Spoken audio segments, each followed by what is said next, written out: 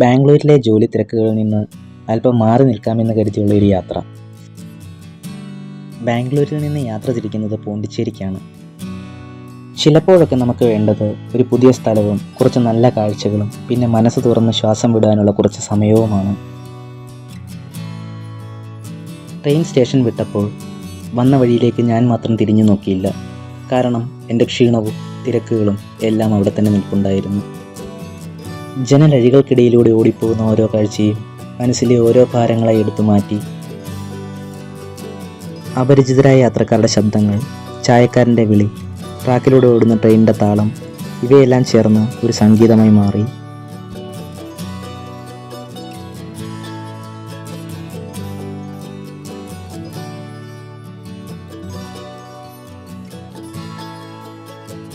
പാളങ്ങൾ ഇവിടെ അവസാനിക്കുകയാണ്. പക്ഷേ പോണ്ടിച്ചേരിയുടെ മണ്ണിൽ ഇതൊരു പുതിയ തുടക്കമാണ്. കണ്ട കാഴ്ചകളേക്കാൾ സുന്ദരമാണ് ഇനി കാണാനിരിക്കുന്നത്. ഈ യാത്ര ഇവിടെ തുടരുന്നു. പോണ്ടിച്ചേരിയിലെത്തിയ ശേഷം നമ്മൾ അവിടെ നിന്നൊരു സ്കൂട്ടർ എടുത്ത് ആദ്യമായി പോകുന്നത് അവിടെ അടുത്തുള്ള ഒരു പള്ളിയിലേക്കാണ്. കുറച്ചു നേരം അവിടുത്തെ നിശബ്ദതകൾ ആസ്വദിച്ച് നിന്ന ശേഷം നേരെ കടൽക്കരയിലേക്കാണ് യാത്ര തിരിച്ചത്.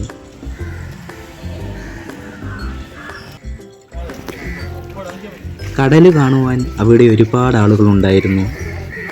നല്ല വെയിലുള്ള സമയമായിട്ടും ആ തിരക്കിനോ ആളുകളുടെ ആവേശത്തിനോ ഒരു കുറവും ഉണ്ടായിരുന്നില്ല.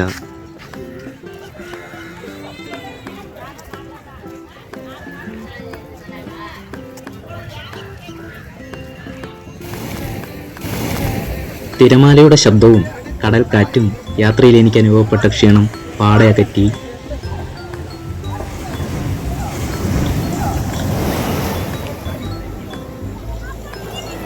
കുറച്ച് സമയം കടൽ കാഴ്ചകൾ കണ്ടു നിന്ന ശേഷം നമ്മൾ യാത്ര തിരിക്കുന്നത് വൈറ്റ് ടൗണിലേക്കാണ്.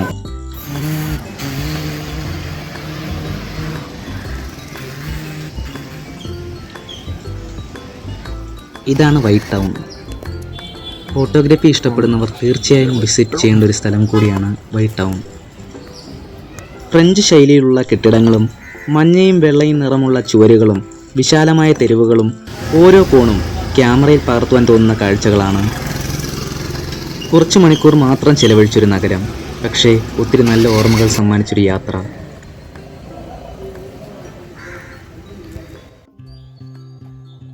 വൈറ്റ് ടൗണിലെ മനോഹരമായ കാഴ്ചകളും ഫ്രഞ്ച് ശൈലിയിലുള്ള തെരുവുകളും ആസ്വദിച്ച ശേഷം ഇനി നമ്മളുടെ അടുത്ത ലക്ഷ്യം ഓറോവില്ലാണ്.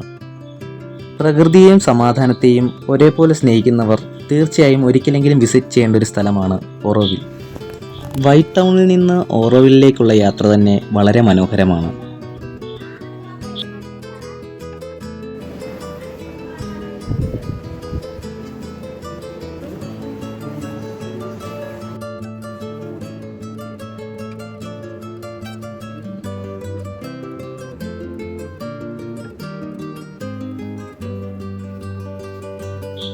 ഇരുവശവും നിറഞ്ഞു നിൽക്കുന്ന മരങ്ങളും ശാന്തമായ റോഡുകളും യാത്രയെ കൂടുതൽ ആസ്വാദ്യമാക്കുന്നു.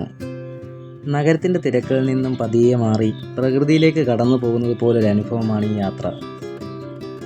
ഓറോവിൽ എന്നത് ഒരു സാധാരണ ടൂറിസ്റ്റ് സ്പോട്ട് മാത്രമല്ല. 1968 മിറ അൽഫാസ സ്ഥാപിച്ച ഒരു അന്താരാഷ്ട്ര ടൗൺഷിപ്പാണ് ഇത്. ലോകത്തിൻ്റെ വിവിധ രാജ്യങ്ങളിൽ നിന്നുള്ള ആളുകൾ ഇവിടെ ഒരുമിച്ച് ജീവിക്കുകയും പ്രാർത്ഥിക്കുകയും ചെയ്യുന്നു. മനുഷ്യർക്കിടയിലെ സമാധാനവും ഐക്യവും വളർത്തുക എന്ന ആശയമാണ് ഈ സ്ഥലത്തിൻ്റെ അടിസ്ഥാന ലക്ഷ്യം.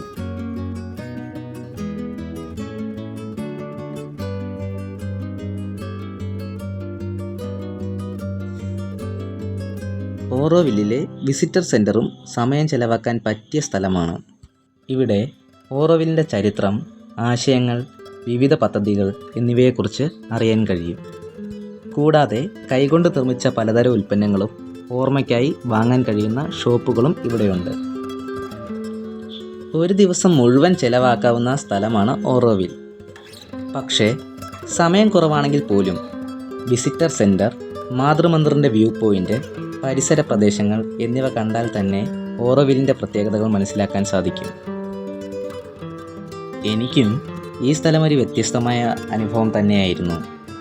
കാഴ്ചകൾ മാത്രമല്ല, അവിടുത്തെ അന്തരീക്ഷവും ശാന്തതയും മനസ്സിൽ തങ്ങി നിൽക്കുന്ന ഒന്നായിരുന്നു.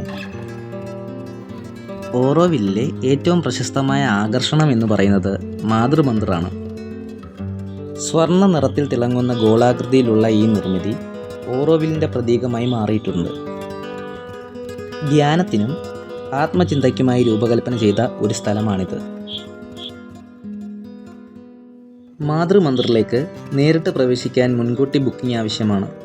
എന്നാൽ സന്ദർശകർക്ക് ഒരു വ്യൂ പോയിന്റ് വരെ നടന്നെത്തി മാതൃമന്ദിറിൻ്റെ മനോഹരമായ കാഴ്ചകൾ ആസ്വദിക്കാം.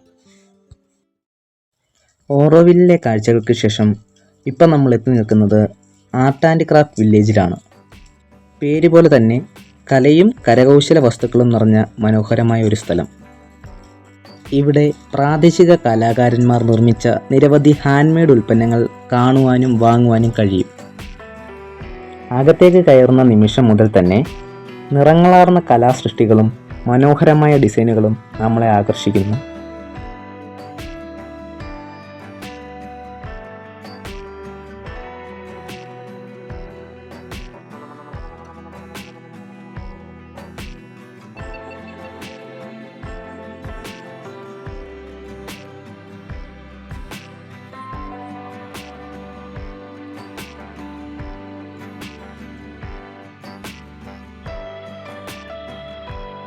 ഇവിടെ വെറുതെ കലാസൃഷ്ടികൾ കണ്ടു നടക്കുവാൻ മാത്രമല്ല, ചില കരകൗശല പ്രവർത്തനങ്ങൾ നേരിട്ട് പരീക്ഷിക്കുവാനും അവസരമുണ്ട്. ചുറ്റിക്കൊണ്ടിരിക്കുന്ന ചക്രത്തിന് മുകളിൽ കലാകാരൻ്റെ വിരലുകൾ മണ്ണിന് രൂപവും ജീവനും നൽകുന്നത് കാണുമ്പോൾ അതൊരു കരകൗശലം മാത്രമല്ല, ഒരു കലാസാധനയാണെന്ന് തോന്നിപ്പോകുന്നു. സാധാരണ മണ്ണ് നിമിഷങ്ങൾക്കുള്ളിൽ മനോഹരമായ ഒരു പാത്രമായി രൂപാന്തരപ്പെടുന്നത് കാണുമ്പോൾ ശരിക്കും അത് വിസ്മയകരമായ ഒരു കാഴ്ചയായി മാറുന്നു. ഇവിടെയുള്ള ഓരോ സൃഷ്ടിയിലും കലാകാരൻ്റെ അധ്വാനവും ആത്മാവും പതിഞ്ഞിരിക്കുന്നു. അതുകൊണ്ട് തന്നെ ആർട്ട് ആൻഡ് ക്രാഫ്റ്റ് വില്ലേജ് ഒരു സന്ദർശന സ്ഥലം മാത്രമല്ല, കലയെ അടുത്തറിയാനും അനുഭവിക്കാനുമുള്ള ഒരു ഇടം കൂടിയാണ്.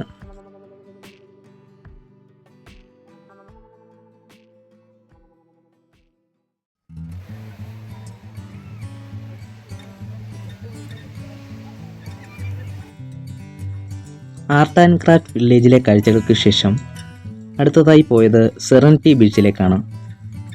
ശാന്തമായ തിരമാലകളും കടൽക്കാറ്റ് നിറഞ്ഞ അന്തരീക്ഷത്തിൽ കുറച്ചു നേരം ചിലവഴിച്ചു.